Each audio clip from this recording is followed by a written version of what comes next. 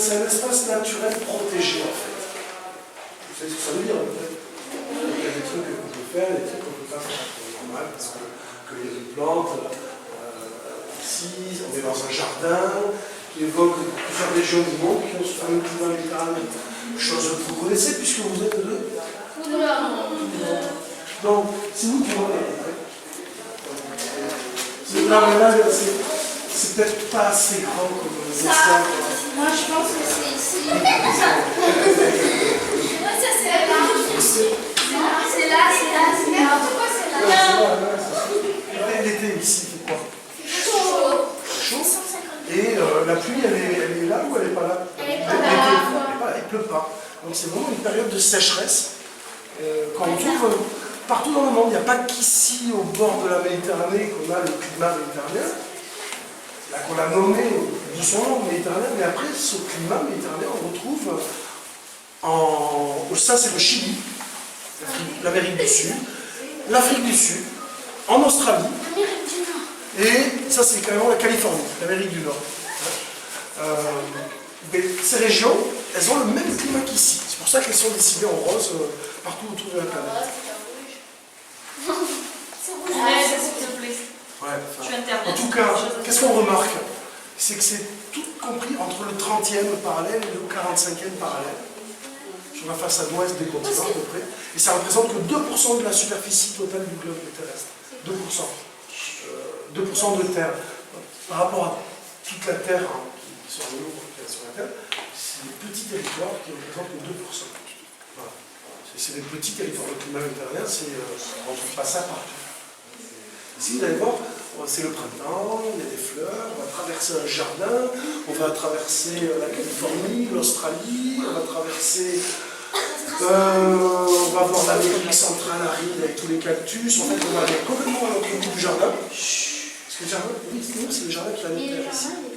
En Australie. On a des paysages naturels de toutes ces régions du monde qui sont ici, réparties sur 7 hectares. Ouais, l'Australie, c'est ce que tu montrais tout à l'heure. À l'autre bout de la planète. Mais voilà, ici on évoque des paysages de toutes ces régions du monde qui sont sur le Méditerranée. Donc on va traverser des jardins, on va traverser le monde, on va arriver à l'extrême sud du jardin, qui est ce qu'on appelle la pointe du figuier. Et là, vous vous rendrez compte de qu'est-ce que le mythe. Et là, on en parlera plus précisément parce qu'on aura sous les yeux. C'est une richesse naturelle, humaine. Et économique.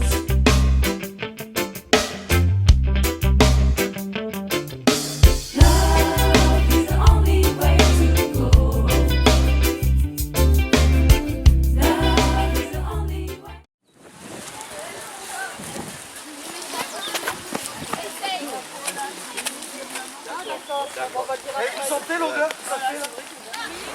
C'est ce que mangent les pandas, pas les pandas, les koalas, merci. Ouais. Après, c'est un arbre qui fabrique de l'eucalyptol, de son nom, eucalyptus. Et l'eucalyptol, vous en servez obligatoirement dès que vous êtes en ruée. C'est un arbre avec lequel on peut se soigner, tous les systèmes respiratoires. Vous le sentez là? L'odeur là? C'est l'eucalyptus. On peut aimer, on peut ne pas aimer. En tous les cas, c'est une odeur qui est très caractéristique. En fait, c'est juste en sentant.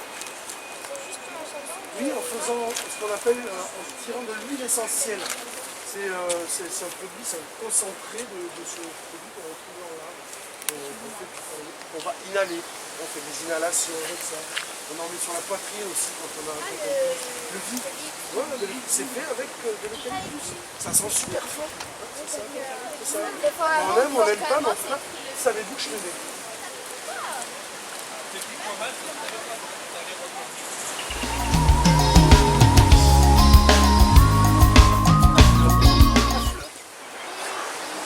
comme ça, les botanistes, il y en a en Australie, il y en a en Afrique, il y en a en France, il y en a en Chine. Et pour se mettre d'accord, pour être sûr que c'est bien de la même plante qui parle, ben, ils vont parler latin. Depuis super longtemps. Ceux qui parlent le latin, qu'ils soient chinois, australiens ou quoi, pour se mettre d'accord sur le nom de la plante, là qui se trouve. Sinon on les appelle les oiseaux du paradis, il y en a qui vont les appeler les becs de perroquet, il y en a qui vont les appeler là, et on ne sait pas trop laquelle. Donc si on dit Strelitzia reginae, c'est carré. Tout le monde le sait.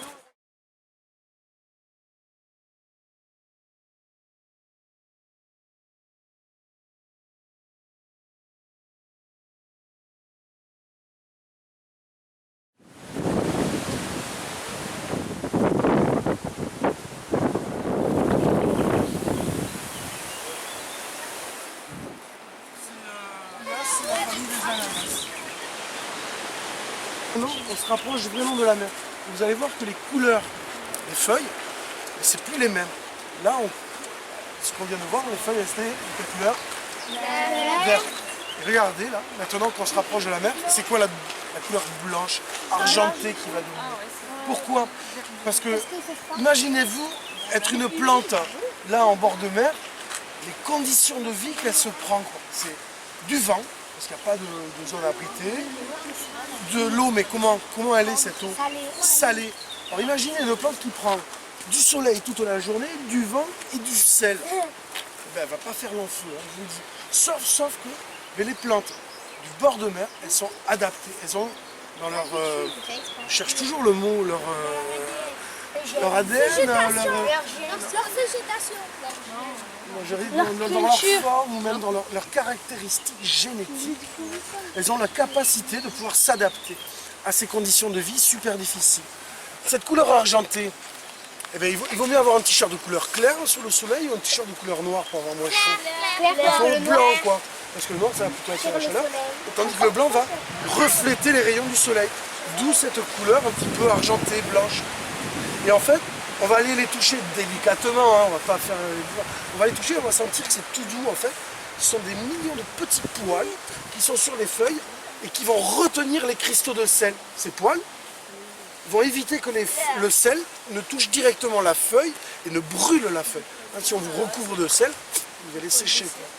Mais là, les feuilles, elles ont cette caractéristique génétique que d'avoir des feuilles des poils sur les feuilles, pardon, qui vont retenir les cristaux de sel pour ne pas brûler les feuilles. Donc la Posidonie, c'est la maison de plein de petits poissons. Nemo, il vit dans les mers chaudes. Ici, on n'a pas Nemo, mais on a des cousins de Nemo qui habitent dans la Posidonie, qui se protègent dans ces taches brunes que l'on voit, qui sont en fait des grandes feuilles rubanées. Je ne sais pas si j'ai pas une photo de la Posidonie. De toute façon, vous savez quoi? On va faire un petit jeu sur la plage, on va descendre sur la plage. On va sauter dans l'eau. Et ouais, ça c'est une super idée. On va sauter dans l'eau.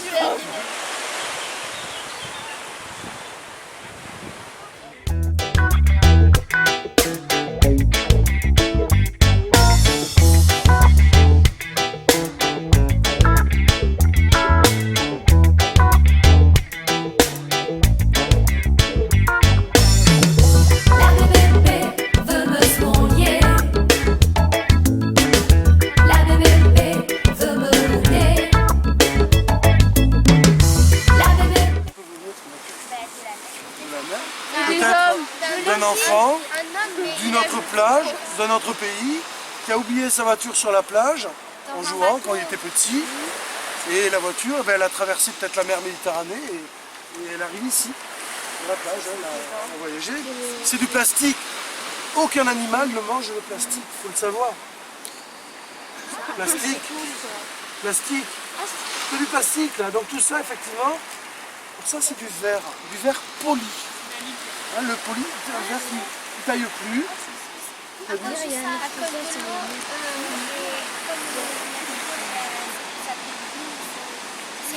Voilà, c'est poli, c'est devenu tout doux. C'est vrai que c'est fabriqué par l'homme, mais c'est pas très polluant comme l'est le plastique quand même. Le verre, ça va se transformer en sable. D'ailleurs, le verre, c'est fabriqué avec du sable. Le bouchon de liège, c'est effectivement fabriqué par l'homme, mais c'est d'origine végétale. Regardez, vous m'avez ramené là de l'écorce d'un arbre qu'on appelle le chêne liège, et bien de son écorce, on fabrique des bouchons. Donc c'est pas grave si ça reste sur la plage. Ça, c'est pas sale quelque part. Alors, bon, il vaut mieux le mettre à la poubelle, mais c'est quand même du liège. C'est-à-dire qu'il y a quand même des petits animaux qui vont aller le manger. De la mousse expansive, enfin de la mousse de matelas, du pierre matelas, artificielle. Hein? C'est un ballon mousse. Oui, peut-être une balle en mousse, ou je sais pas. Peut-être un matelas. Donc ça, on est d'accord, ça ne va pas rester sur la plage, parce qu'il n'y a aucun animal qui va le manger. Par contre, les animaux qui sont les restes d'animaux qui restent sur la plage, là j'ai la preuve qu'il y a un goéland qui est venu. Le goéland, c'est un oiseau qui vit en mer. Le goéland, quand il trouve un os de sèche sur la plage, je ne sais pas qui c'est qu'il y a des oiseaux en cage, mais quand on a des oiseaux en cage, on met souvent des morceaux d'os de sèche pour qu'ils puissent se déparasiter le bec. Hein, se nettoie le bec comme ça. Et regardez les trous. Tu vois là les trous. Ça c'est la trace du bec des oiseaux. Ah, avant de manger, les oiseaux ils se nettoient le bec. Ou après manger, ils se nettoient le bec. Ils n'ont pas de dents, donc ils ne brossent pas les dents, ils se nettoient le bec. Donc ça c'est très important de le laisser sur la plage pour que les oiseaux ils puissent se nettoyer le bec. Donc ça, tout ça c'est des morceaux d'os de sèche. Surtout les mouettes. Tous les oiseaux du bord de mer, dès qu'ils trouvent, tous les oiseaux en général, dès qu'ils trouvent un os de sèche, wow, génial, je vais pouvoir me nettoyer le bec. C'est vraiment très important pour eux. Ça, ce sont des coquillages qui vivent en général fixés sur les rochers, qu'on appelle des patelles, mais qu'on appelle aussi les chapeaux chinois. Pourquoi? Parce que la forme, et ça c'est la meilleure forme pour limiter l'impact des rayons du soleil. Les Vietnamiens, ils ont des chapeaux comme ça, parce que quand ils travaillent dans les champs, le soleil leur tape dessus. C'est la forme, c'est la meilleure forme pour casser les rayons du soleil, pour éviter l'impact. Imaginez-vous être ce petit coquillage, vivre là sur les rochers très sombres, il fait super chaud, mais pour ne pas cuire à l'intérieur, l'espèce d'escargot qui est dedans, ben, il va pouvoir survivre grâce à son chapeau chinois. Parce qu'il est peut-être mort, hein, tout simplement. Mais des fois, il change aussi. Après, ils peuvent changer de coquille aussi. Donc tout ça, c'est naturel. Là, vous allez trouver, alors, vous avez dit que c'est un œuf. Un reste d'œuf, peut-être, je ne sais pas. On dirait un marron cuit, en fait. Donc, les marrons, c'est le marronnier, c'est un arbre, la châtaigne. Hein, c'est les végétaux. Ah, plutôt le macro, là. Ça, Quesaco. Quesaco. Qu'est-ce que c'est en provençal? Quesaco. C'est une pomme de pin. D'où elle vient, elle? De la mer ou de la terre? De la terre, ça vient des arbres. Juste au-dessus, hein. Je veux dire, il n'est pas allé loin. Paf. C'est un végétal. Ça, c'est ce qu'on appelle du bois flotté. Comme le verre poli, il est tout doux, il est resté pendant des années dans l'eau. On appelle ça du bois flotté, parce qu'il a flotté pendant des années. Il y a des restes de racines, de cannes de Provence. Ça, c'est les roseaux qu'on retrouve dans les rivières, des bambous. Et à Bormes-les-Mimosas, tous les instruments avant, comme les saxos, qui ont une petite... C'est fait avec la canne de Provence à Bormes-les-Mimosas. C'est les meilleurs du monde. Les meilleurs saxophonistes, jazzman, quoi, ils achètent les hanches, c'est comme ça qu'on appelle, à Bormes-les-Mimosas. C'est vraiment les... Et ça, c'est la racine de la canne de Provence. Comme ça. Le chêne, on a parlé. Les cailloux, on a dit qu'on les mettait avec les numéros. Ouais, il y en a beaucoup. Ça, alors ça, c'est une éponge, mais c'est pas artificiel, ça. C'est un animal qui vit fixé sur les rochers et qui filtre l'eau. Vous voyez les petits trous, là? Ça inspire l'eau. Et les gros trous, ça recrache l'eau. S'il y en a de l'eau propre, ici, c'est qu'il y a des animaux en mer qui filtrent l'eau. Ils vont filtrer l'eau aussi. Un peu comme les filtres d'une piscine. Ça va nettoyer. Ah oui, là, elle est morte. Là, oui, là. Et elle mange. On peut toucher. C'est un cadavre. Alors, ce qui est rigolo, les éponges, souvent on dit achetez les éponges végétales. Pas vrai. C'est pas vrai, ce sont des animaux, sauf que pour les vendre, il vaut mieux dire qu'on se frotte avec un végétal qu'avec un animal. Mais les éponges sont des animaux filtreurs. Il y en a comme les vues, elles sont plutôt synthétiques maintenant. Oui, avec un petit côté grattant dessus, vert, très efficace que je briefe, mais on va pas citer de marque. Mais c'est ça, bon maintenant on fait beaucoup mieux.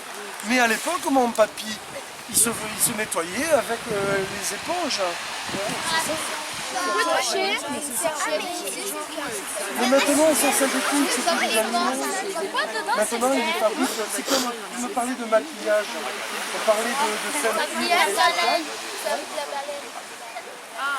Ouais, mais c'était avec des végétaux, les teintures aussi. Mais maintenant, on fait ça avec des produits chimiques. Les éponges, pareil. Avant, c'était naturel.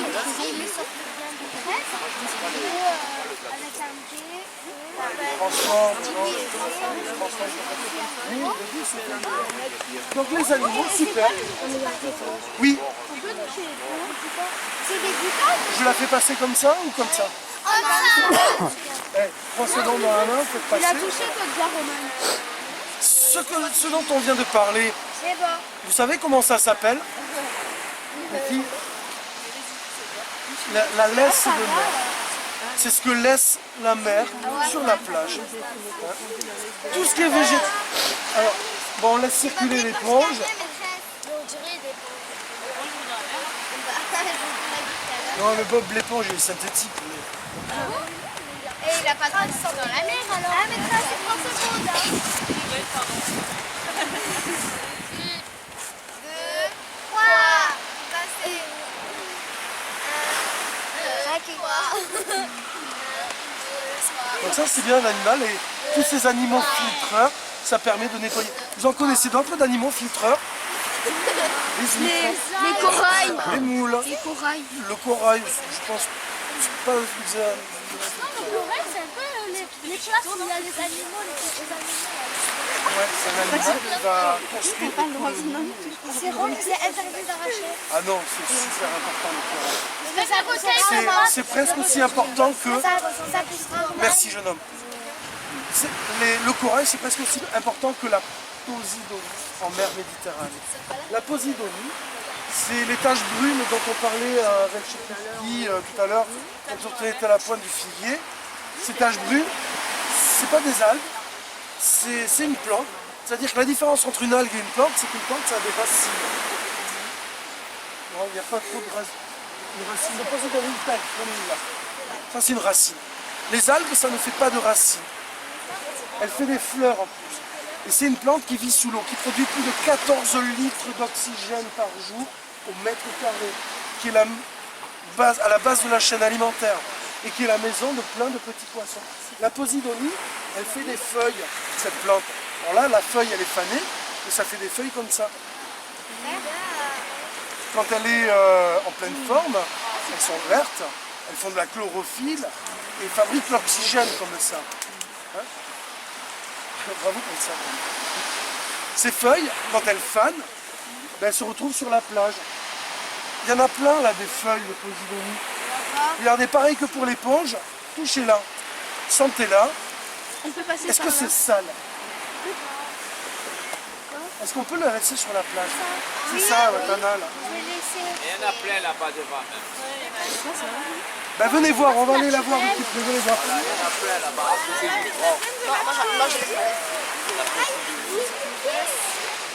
Cet hiver, il y avait un véritable mur de 1 mètre d'eau sur toute la longueur de la plage constituée de sable. On appelle ça une banquette de posidonie.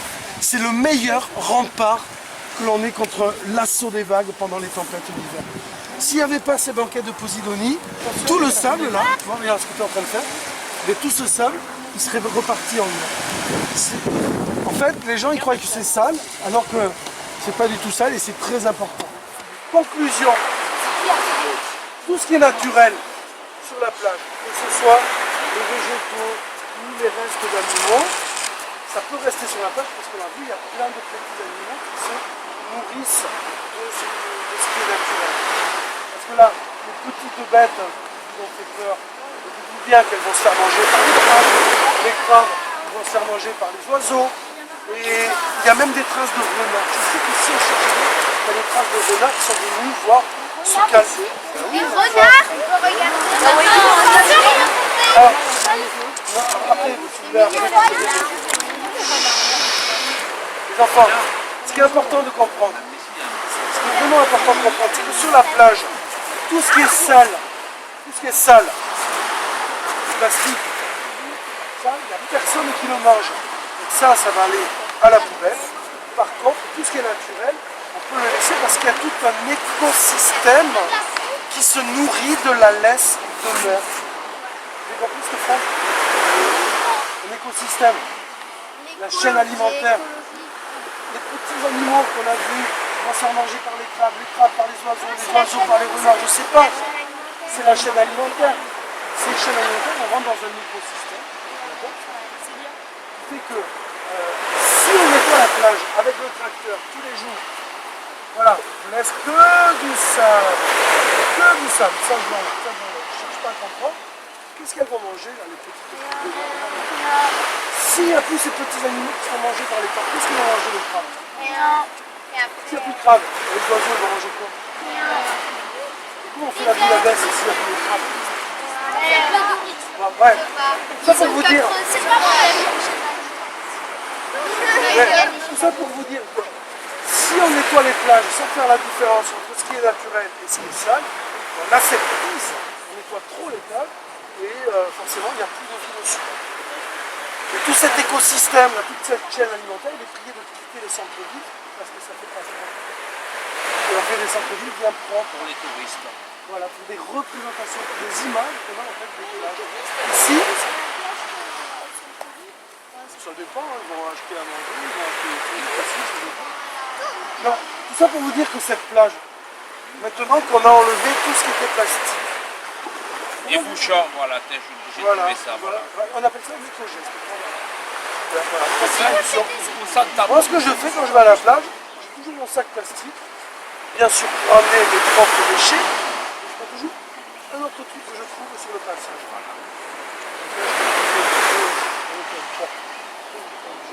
Tout ça pour vous dire que cette plage, elle est naturellement propre. Et cette plage, elle n'est pas sale en définitive.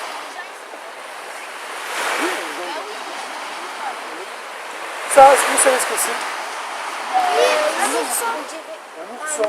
Oh, petit ourson. Un ourson, vous voulez dire. L'ourson en peluche. Ça, c'est pas un oursin. Les oursins, ça a plein de petits dents, des marcheurs dessus, on s'en rappelle. On en rappelle. Ça, c'est pas un oursin. L'oursin, c'est fait avec. Ça, c'est un morceau de feuille de président. Il n'y a pas de différence entre ça et ça. Ça, quand ça va rester longtemps dans l'eau, ça va se faire bouléguer dans le sable, dans les rochers, et ça va se conglomérer et donner ce qu'on appelle des pelotes de précipice. Pourquoi le sable il est mouillé trop là? Est-ce qu'on peut comprendre pourquoi le sable est mouillé? C'est la pluie. Non, c'est la pluie, la pluie. C'est quoi ça? Est-ce que vous avez compris? Oui. Alors, comment vous la trouvez cette plage maintenant?